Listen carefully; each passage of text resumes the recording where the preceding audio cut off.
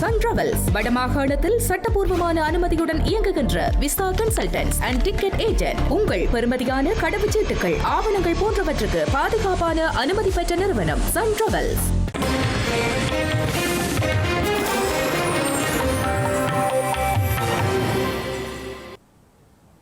வணக்கம்.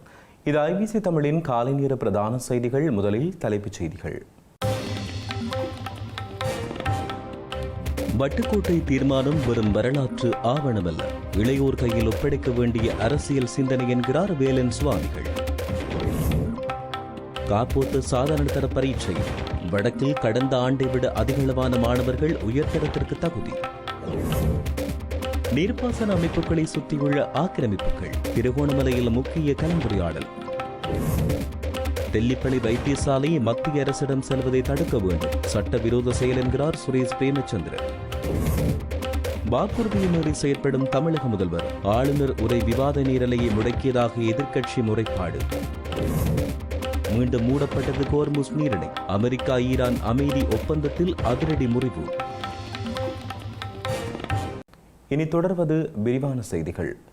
தமிழ் இளைஞர்கள் வட்டுக்கோட்டை தீர்மானத்தை ஒரு வரலாற்று ஆவணமாக மட்டும் பார்க்காமல் ஒரு அரசியல் சிந்தனையாக புரிந்து கொண்டு எதிர்காலத்திற்கான பொறுப்பை கடத்திச் செல்ல வேண்டும் என வலியுறுத்தப்பட்டுள்ளது.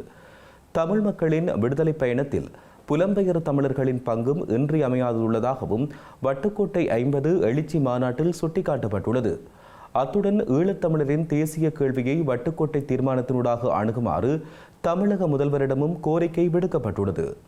வட்டுக்கோட்டை பிரகடனத்தின் 50வது ஆண்டின் நிறைவு எழுச்சி மாநாடு நேற்றைய தினம் யாழ்ப்பாணத்தில் நடைபெற்றது. 50வது எழுச்சி மாநாட்டின் ஒருங்கிணைப்பாளர் தவத்திரு வேலன் சுவாமிகளின் தலைமையில் தந்தை செல்வா சதுக்கத்தில் தந்தை செல்வாவின் உருவச்சிலைக்கு மலர் மாலை அணிவித்து அஞ்சலி செலுத்தி குறித்த நிகழ்வு இடம்பெற்றது. அதன்பின் மணிக்கூட்டு கோபுரம் சதுக்கத்தை ஊர்வலமாக வந்தடைந்த நூற்றுக்கணக்கான மக்கள் அங்கு வீட்டிற்கும் தமிழ் மும்மன்னர்களுக்கும் அஞ்சலி செலுத்தி நிகழ்வின் ஏற்பாட்டு மண்டபத்தை சென்றடைந்த நிலையில் தந்தை செல்வா அறக்கட்டளை நிலையத்தில் பொதுச்சுடர் ஏற்றப்பட்டு மாநாடு தமிழ்தாய் வாழ்த்துடன் ஆரம்பிக்கப்பட்டது. அதனைத் தொடர்ந்து தந்தை செல்வாவின் உருவப்படத்திற்கு மட்டக்களப்பு ஆதீன முதல்வர் அகத்தியர் மலர்மாலை அணிவித்து அஞ்சலி செலுத்தியிருந்தார். மாநாட்டில் இந்து கிறிஸ்தவ மத குருமார்கள், அரசியல் பிரதிநிதிகள், குடிசார் சமூகத்தினருடன் நாடாளுமன்ற உறுப்பினர்கள், அரசியல் பிரமுகர்களுடன் நூற்றுக்கணக்கான பொதுமக்கள் என பலரும் இந்த நிகழ்வில் கலந்து கொண்டனர். நாம் மீண்டும் தலைநிமிர்ந்து வாழ வேண்டுமெனின் தமிழ் தேசியத்தின் பல்வேறு தளங்களில் இயங்கும் அரசியல் சக்திகள், சமூக அமைப்புகள், மதத் தலைவர்கள், இளைஞர்கள், பெண்கள், அறிவுஜீவிகள், புலம்பெயர் சமூகங்கள் மற்றும் தமிழக தொப்புள் கொடி உறவுகள் அனைவரும் வட்டுக்கோட்டை தீர்மானத்தின் பால் ஒன்றுபட வேண்டும். நாம் கருத்து வேறுபாடுகளை கொண்டிருக்கலாம், ஆனால் அனைவரும் தமிழரே, எமது வரலாறு ஒன்றே, எமது எதிர்காலமும் ஒன்றாக இருக்க வேண்டும். ஈழத்தமிழ் மக்களில் அரசியலை முன்னெடுக்கும் அரசியல் தலைமைகள் ஒரேயொரு மக்கள் ஆணையை பெற்ற வட்டுக்கோட்டை தீர்மானத்தை மையமாக வைத்தே தமது அரசியல் நகர்வுகளை மேற்கொள்ள வேண்டும். இன்றைய இளைஞர்களிடம் நாம் ஒரு வேண்டுகோள் விடுக்கின்றோம். வட்டுக்கோட்டை தீர்மானத்தை ஒரு வரலாற்று ஆவணமாக மட்டும் பார்க்காதீர்கள், அதை ஒரு அரசியல் சிந்தனையாக புரிந்து கொள்ளுங்கள். அதை ஒரு தலைமுறையின் கனவாக மதியுங்கள், வாசியுங்கள். அதை எதிர்காலத்திற்கான பொறுப்பாக ஏற்றுக்கொள்ளுங்கள்.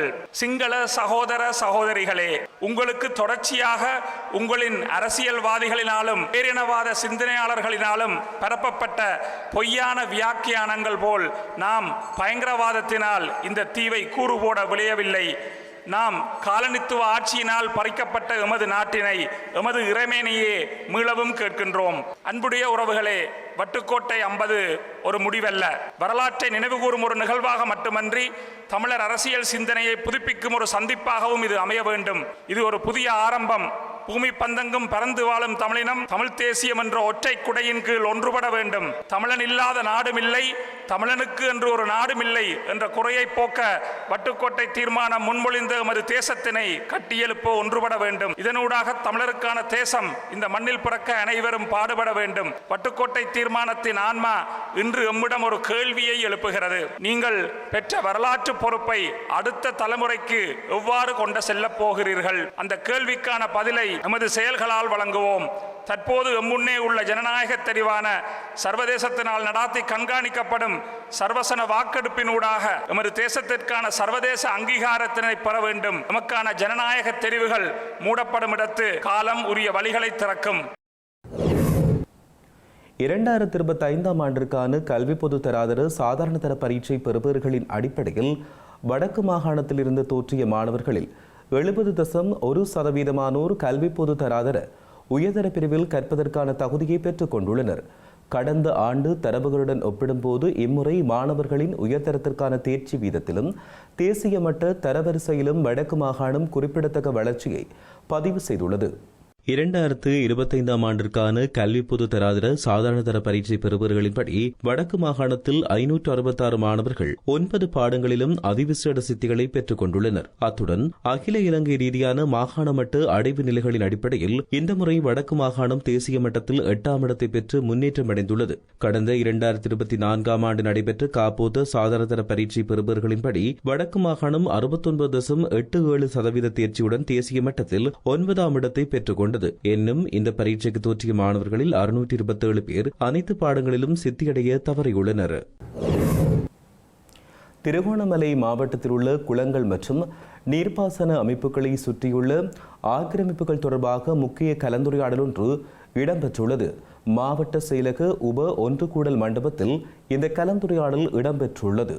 குளங்களை அவற்றின் உண்மையான கொள்ளளவுக்கு ஏற்ப புனரமைத்தல், தற்போதுள்ள ஆக்கிரமிப்புகளை அடையாளம் காணுதல், முறையான நீர்ப்பாசன அணுகலை மீளமைத்தல் மற்றும் சம்பந்தப்பட்ட அரசு நிறுவனங்களின் ஒருங்கிணைந்த நடவடிக்கைகளை உறுதிப்படுத்தல் போன்ற விடயங்கள் இந்த கலந்துரையாடலில் கவனத்திற்கு எடுத்துக் கொள்ளப்பட்டுள்ளன. குளங்கள், கால்வாய்கள், பாதுகாப்பு வலயங்கள் மற்றும் நீர்ப்பாசனத்துடன் தொடர்புடைய பொது நிலங்களை ஆக்கிரமிப்பதற்கு எதிராக பூஜ்ஜிய சகிப்புத்தன்மை கொள்கை கடைபிடிக்கப்படும் என்பதும் வலியுறுத்தப்பட்டுள்ளது. இந்த கலந்துரையாடலில் மாவட்ட ஒருங்கிணைப்பு குழுவின் தலைவரும் வெளிவிவகாரம் மற்றும் வெளிநாட்டு வேலைவாய்ப்புகள் பிரதியமைச்சர் அருண் கேமச்சந்திர, நாடாளுமன்ற உறுப்பினர் ரொசான் அக்மிமென, வனவிலங்கு மற்றும் வன பாதுகாப்பு திணைக்கள் அதிகாரிகள் உள்ளிட்ட பல்வேறு தொடர்புடைய நிறுவனங்களின் பிரதிநிதிகள் பங்கேற்றனர். திருகோணமலை மாவட்ட ஒருங்கிணைப்பு குழுவாக பொது வளங்களை பாதுகாப்பதற்கும் விவசாயிகளுக்கு ஆதரவளிப்பதற்கும் அத்தியாவசிய நீர்ப்பாசனம் மற்றும் விவசாய அமைப்புகளுக்கு சேதம் விளைவிக்காமல் அபிவிருத்தி பணிகளை முன்னெடுப்பதற்கும் தொடர்ந்து முன்னுரிமை வழங்கப்படும் என்று இதன்போது தெரிவிக்கப்பட்டுள்ளது.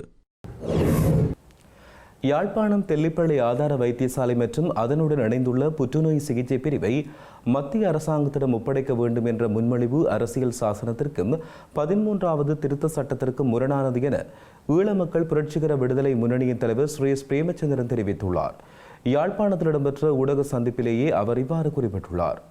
இலங்கையில் போதனா வைத்தியசாலைகள், பிரத்யேக வைத்தியசாலைகள், அதாவது டீச்சிங் ஹாஸ்பிட்டல் அல்லது உங்களுக்கு ஒரு ஸ்பெஷலைஸ் ஹாஸ்பிட்டல்ஸ் தவிர ஏனைய அனைத்து வைத்தியசாலைகளும் மாகாணங்களுக்கு உரித்ததாக 13வது திருத்தத்தில் மிக தெளிவாக அது பிரகடனப்படுத்தப்பட்டிருக்கிறது. வடக்கு மாகாணத்தை பொறுத்தவரையில் யாழ்ப்பாணம் போதனா வைத்தியசாலை தவிர்ந்த அனைத்து வைத்தியசாலைகளும் மாகாண சபையினுடைய நிர்வாகத்துக்கு உட்பட்டதாக இருக்கின்றது. இந்த நிலையில் உங்களுக்கு இவை எங்கு இந்த விடயம் எங்கு பதியப்பட்டிருக்கிறது என்று சொல்லி சொன்னால், இலங்கையினுடைய தாய்ச்சட்டமாக கருதக்கூடிய இலங்கையினுடைய அரசியல் சாசனத்துக்கு கொண்டு வந்த 13வது திருத்தத்தில் இது மிக தெளிவாக குறிக்கப்பட்டிருக்கின்றது. ஆகவே நாங்கள் அதனை 13வது திருத்தத்தில் உள்ளவற்றை மீறி செயற்படுவதென்பது அது எங்களை பொறுத்தவரையில் அது ஒரு வயலேஷன் ஆஃப் த கான்ஸ்டிடியூஷன், அரசியல் சாசனத்தை மீறுகின்ற ஒரு செயற்பாடு. இங்கே மாகாணங்களுக்கு உரித்தானதாக அரசியல் சாசனத்தில் வடக்கு மாகாணத்தின் போதனா வைத்தியசாலை தவிர்ந்த ஏனைய வைத்தியசாலைகள் மாகாணத்துக்கு உரித்தானதாக குறிப்பிட்டிருக்கின்ற பொழுது அதனை மீளவும் மத்திக்கு கொடுப்பதென்ற முடிவை அது ஒரு பிரதேச அபிவிருத்தி குழு கூட்டத்திலோ அல்லது மாவட்ட அபிவிருத்தி சபை குழு கூட்டத்திலோ அது எடுக்க முடியாது என்பதும், அப்படி அவர்கள் அதை செய்வதாக இருந்தால் பாராளுமன்றத்தில் 3/2 பெரும்பான்மையை வைத்துக் கொண்டுதான் செய்யலாம் என்பதும், அவ்வாறு இல்லாமல் இவர்கள் செய்வது ஒரு சட்டவிரோதமான ஒரு விஷயம் என்பதை முதல் இந்த பாராளுமன்ற உறுப்பினர்கள் புரிந்து கொள்ள வேண்டும். அதனை புரிந்து கொள்ளாமல் மத்திக்கு ஒப்படைத்து விட்டால் எல்லாமே முன்னேறிவிடும், எல்லாமே திருத்தப்பட்டுவிடும் என்ற தோரணையில் இவர்கள் வாய்க்கு வந்த மாதிரி தங்களுடைய கருத்துக்களை சொல்வது ஒரு அர்த்தமற்ற விடயம். இலங்கைக்கு சர்வதேச நாணய நிதியத்தின் பணிப்பாளர்கள் குழுவினர் உத்தியோகபூர்வமான விஜயம் ஒன்றை மேற்கொள்ள உள்ளனர்.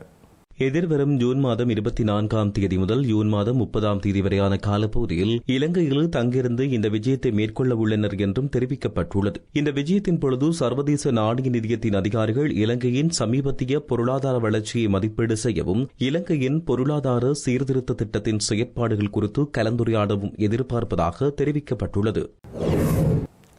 உலக சந்தையில் நிலவுகின்ற எரிபொருள் விலை தற்போதைய மட்டத்திலேயே தொடர்ந்து நீடிக்குமாயின் எதிர்வரும் ஆகஸ்ட் அல்லது செப்டம்பர் மாதம் அளவில் அதன் சலுகைகளை நாட்டு மக்களுக்கு வழங்க முடியும் என போக்குவரத்து, நெடுஞ்சாலைகள் மற்றும் நகராட்சி அபிவிருத்தி அமைச்சர் பிமல் ரத்நாயக்க தெரிவித்துள்ளார். எரிபொருள் விற்பனை மூலம் லாபம் ஈட்டும் நோக்கம் அரசாங்கத்துக்கு இல்லை என்றும் அமைச்சர் பிமல் ரத்நாயக்க சுட்டிக்காட்டியுள்ளார். தற்போதைய சூழலில் அரசாங்கம் ஒவ்வொரு லிட்டர் டீசலுக்கும் சுமார் 100 ரூபாவையும் 1 லிட்டர் பெட்ரோலுக்கு சுமார் 20 ரூபாவையும் மானியமாக மக்களுக்கு வழங்கி வருவதாக குறிப்பிட்டார். எரிபொருள் கொள்வனவு என்பது சாதாரண சந்தையில் பொருட்களை வாங்குவதை போன்றது அல்ல என்றும் அது முறையான டெண்டர் நடைமுறைகளின் ஒப்புக்கொள்ளப்பட்ட விலையிலேயே கொள்வனவு செய்யப்பட வேண்டும் என்றும் அவர் சுட்டிக்காட்டினார். நெடுந்தீவு இடையிலான அரச கப்பல் போக்குவரத்து சேவை இனி ஒவ்வொரு திங்கட்கிழமையும் அதிகரிக்கப்படும் என்று அறிவிக்கப்பட்டுள்ளது.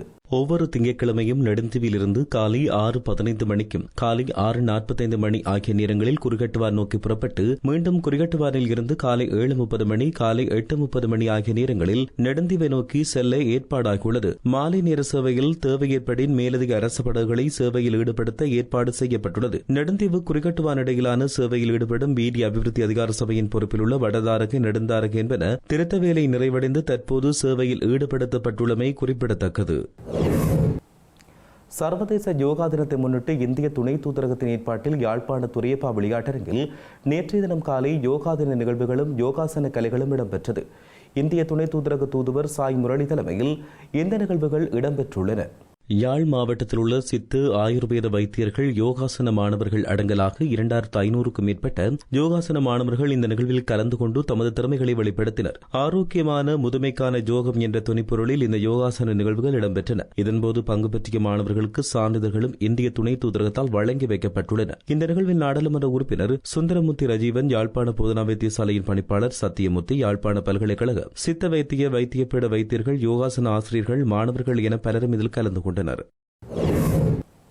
சட்டசபை நடவடிக்கைகள் நேரடி ஒளிபரப்பு செய்யப்படும் என தமிழக முதலமைச்சர் விஜய் அளித்த வாக்குறுதிக்கு மாறாக தற்போது நடைபெற்று வரும் ஆளுநர் உரை மீதான விவாதம் நேரலை செய்யப்படுவதில்லை என்று குற்றச்சாட்டொன்று முன்வைக்கப்பட்டுள்ளது. சபாநாயகர் JCD பிரபாகருக்கு எதிர்க்கட்சித் தலைவர் உதயநிதி எழுதியுள்ள கடிதத்தில் குறித்த விடயம் முன்வைக்கப்பட்டுள்ளது.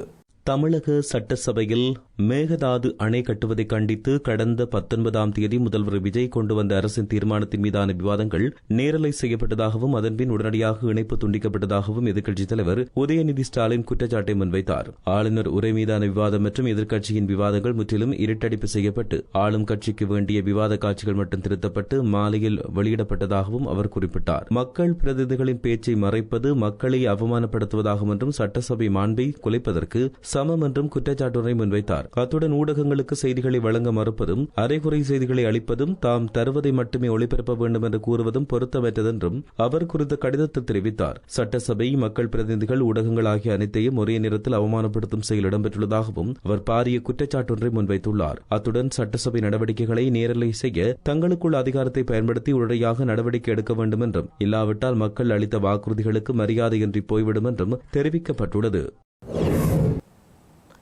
அமெரிக்கா ஈரான் அமைதி ஒப்பந்தத்தின் மூலம் முழுமையாக திறக்கப்பட்ட ஹோர்முஸ் நீரிணை மீண்டும் மூடப்பட்டுள்ளது. ஈரானிய ராணுவ வட்டாரங்களை மேற்கோள் காட்டி வெளிநாட்டு ஊடக அறிக்கைகள் இதனை தெரிவித்துள்ளன. கடந்த ஜூன் மாதம் 15ஆம் தேதி அன்று அமெரிக்க அரசு தலைவர் டொனால்டு ட்ரம்ப் மற்றும் ஈரானிய ஜனாதிபதி மசூத் பெசேக்கின் ஆகியோருக்கிடையில் ஒரு தற்காலிக அமைதி ஒப்பந்தம் கையெழுத்தாகியிருந்தது. இதன்படி லெபனான் உட்பட அனைத்து பகுதிகளிலும் போரை நிறுத்துவதாக ஒப்புக்கொள்ளப்பட்டது. இந்த ஒப்பந்தம் மீது 48 மணி நேரத்துக்குள் தெற்கு லெபனான் இஸ்ரேல் நடத்திய வான்வழி தாக்குதலில் 32 பேருக்கும் மேற்பட்டோர் கொல்லப்பட்டுள்ளனர். இஸ்ரேலில் இந்த தாக்குதல் மற்றும் அமெரிக்கா தன்னுடைய வாக்குறுதியை தவறியதை காரணம் காட்டி ஈரான் ஹார்முஸ் நீரிணையை கப்பல் போக்குவரத்துக்கு மூடுவதாக அறிவித்துள்ளது. இது முதல்கட்ட பதில் நடவடிக்கை என்றும் ஈரான் குறிப்பிட்டுள்ளது. செய்திகளின் நிறைவாக மீண்டும் தலைப்புச் செய்திகள். வட்டுக்கோட்டை தீர்மானம் வெறும் வரலாற்று ஆவணமல்ல, இளையோர் கையில் ஒப்படைக்க வேண்டிய அரசியல் சிந்தனை என்கிறார் வேலன் சுவாமிகள். காப்போத்து சாதாரண தர பரீட்சை வடக்கில் கடந்த ஆண்டை விட அதிகளவான மாணவர்கள் உயர்தரத்திற்கு தகுதி. நீர்ப்பாசன அமைப்புகளை சுற்றியுள்ள ஆக்கிரமிப்புகள், திருகோணமலையில் முக்கிய கலந்துரையாடல். தெல்லிப்பளை வைத்தியசாலை மத்திய அரசிடம் செல்வதை தடுக்க வேண்டும், சட்டவிரோத செயல் என்கிறார் சுரேஷ் பிரேமச்சந்திரன். வாக்குறுதியை மீறி செயற்படும் தமிழக முதல்வர், ஆளுநர் உரை விவாத நீரலையை முடக்கியதாக எதிர்க்கட்சி முறைப்பாடு. மீண்டும் மூடப்பட்டது ஹோர்முஸ் நீரிணை. அமெரிக்கா ஈரான் அமைதி ஒப்பந்தத்தில் அதிரடி முறிவு. இத்துடன் ஐபிசி தமிழின் பிரதான செய்திகள் நிறைவடைகின்றன. தொடர்ந்தும் செய்திகளை அறிந்து கொள்ள ibctamil.com என்ற எமது இணையதளத்தை பார்வையிடுங்கள். வணக்கம்.